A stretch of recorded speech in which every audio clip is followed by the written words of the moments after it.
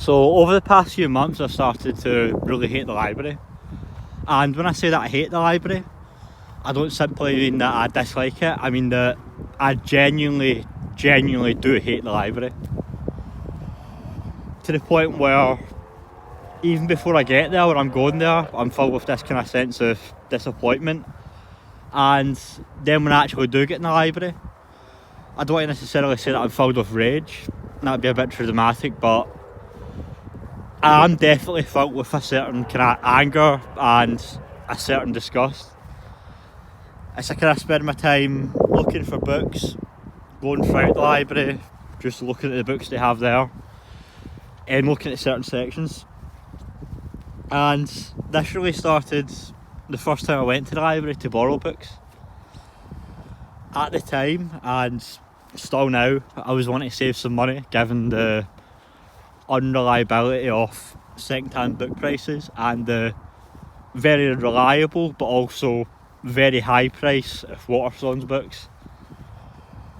I was thinking to myself, you know, the library has thousands and thousands of books on every subject you could possibly want to read about, and they're all free, so I might as well go there. And at the time I was specifically interested in Japanese literature, particularly kind of Meiji era Japanese literature, kind of late 19th century, early 20th century, that kind of thing. And when I got to the library, kind of Dewey Decimal System in hand on my phone, and I went into the East Asian literature section. Not only was there not on any Japanese literature, there wasn't any Korean literature at all. And in terms of the East Asian literature they had, I think it would even be an exaggeration to say that they had 5 books. It was literally less than half a dozen. It may have been 3, 4, 5. I'm not even going to say 6. It was a complete joke.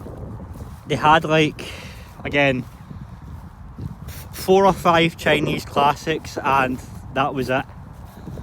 That was literally the entirety of East Asian literature. They had absolutely no Southeast Asian literature, so no Vietnamese, no Laotian, no Thai, no Bangladeshi, no Indonesian, no Malaysian, nothing. They had, I mean, I'm not interested in that, but again, they had literally no Southeast Asian literature. They had no Japanese literature, no Korean literature, no Mongolian literature, no Taiwanese literature. Literally the only kind of East Asian or Southeast Asian literature they had was those aforementioned 4 or 5 Chinese books, again Chinese classics. And if you're thinking maybe that's because of a kind of Western bias or a European bias or some other kind of xenophobia, I can assure you that it's not, because in the Greek and Latin section, the kind of classical literature of Greece and Rome, they had a bit more, but it was literally about a dozen books. There was no Homer, for example. I think they had an Ovid and 3 or 4 Greek plays. I think they had Lucian as well, and like kind of miscellaneous things. Now maybe if I went over to the poetry section there'd be a few more things, but again, the entirety of Greece and Roman literature, it was certainly better than East Asian literature, I can tell you that, but it was something like 6, 7, 8 books. It was less than a dozen books. And then you go over to the history section for Greece and Rome, and in the Greek history section there is no Herodotus, there is no Xenophon, there is no Thucydides. Christ, I'm forgetting one of their authors. Herodotus, Xenophon, Thucydides, sorry, how could I forget Plutarch? There was no Plutarch either. And there is one other author that I can remember, but I forget the name of. He did a kind of history of the lives of the Greek philosophers. So there's literally no Greek historians. They did have one book by Tacitus, but they had no Livy. So you have Roman history, but you don't have the fundamentals, you don't have Livy. You have, again, the very scanty excuse for what they had of Greek and Roman literature, which is again less than half a dozen works.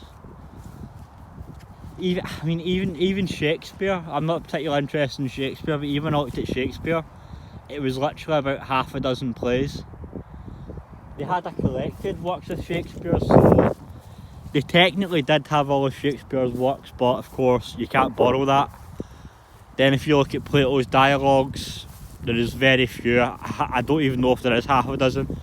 You look at Aristotle's work, it's literally just the politics, and I think maybe the Nicomachean Ethics.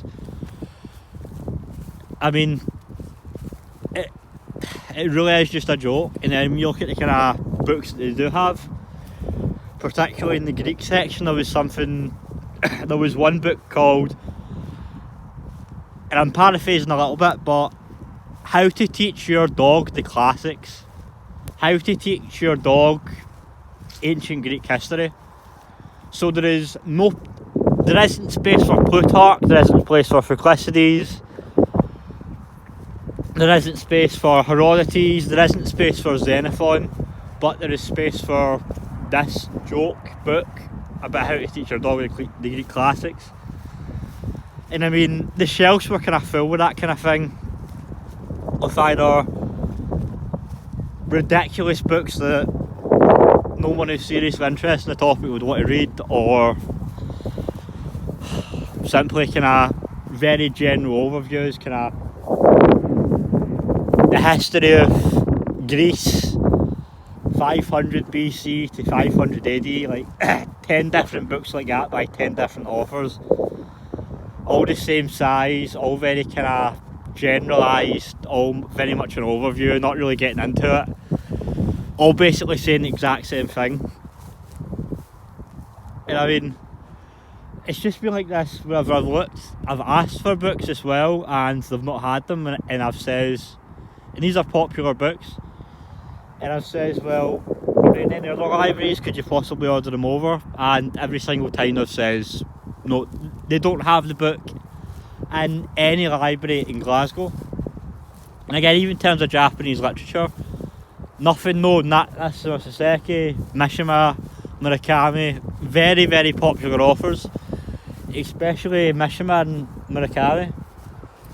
Very popular Japanese authors now again. Lots of people don't want to borrow those books, but there's nothing. And it's kind of disgusting as the library is, it's kind of devoid of content as it is again. It doesn't even have the classics, it doesn't even have Homer. It's disappointing as that is. Again, I can hardly go to Waterstones because you go in there and it's £10 for a book, it's £10, £11, £12 for books that were published thousands of years ago. And as much as I love second-hand bookshops, and I do genuinely love them, they're not very reliable, again, in terms of price, but also in terms of what you're looking for. A second-hand bookshop is one of the few shops where you can go in and it's completely useless having anything at all in mind, even just in terms of the kind of category you want to read or what you read about.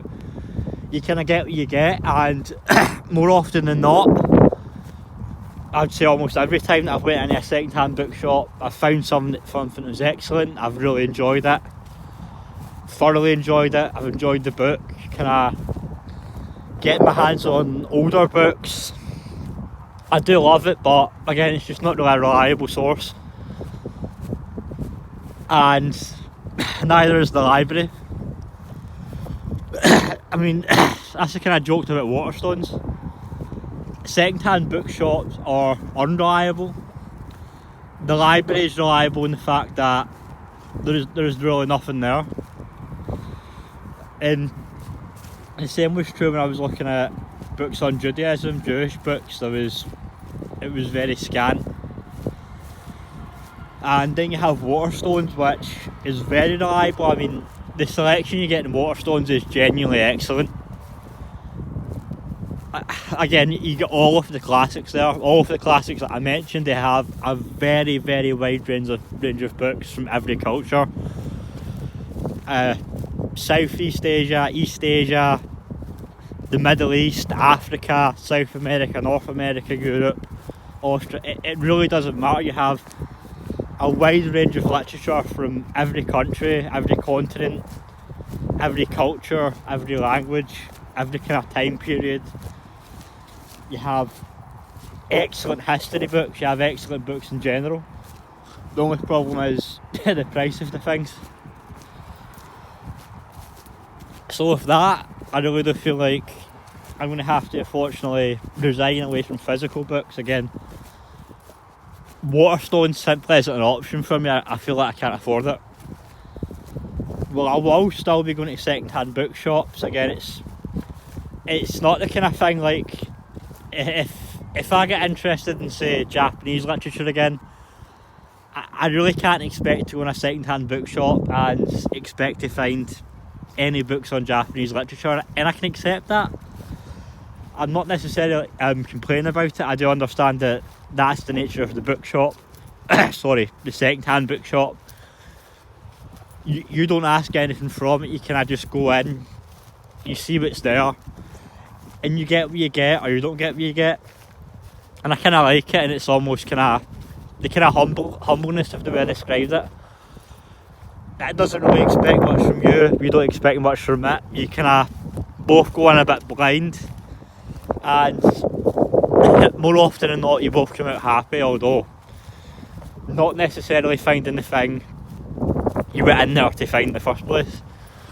So I can't really go there. And in terms of the library, I mean, they do have a very wide selection just in terms of quantity, but in terms of the kind of quality of the books and the kind of books that I want, again, say books in Japanese literature or history books in Greece or Rome or history books on mirror subjects, it's simply not there.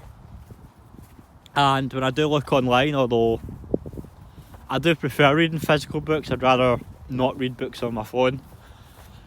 I mean, you look on a website and you can just type in the exact book you want, the exact kind of book you want, the genre, the country. It's very personalised, and there's countless free books. I would say, particularly one set I'm thinking of in particular, the kind of catalogue and the amount of books you get from it in terms of the quality as well is even wider than Waterstones. It just has the unfortunate drawback that I can only read them on the phone.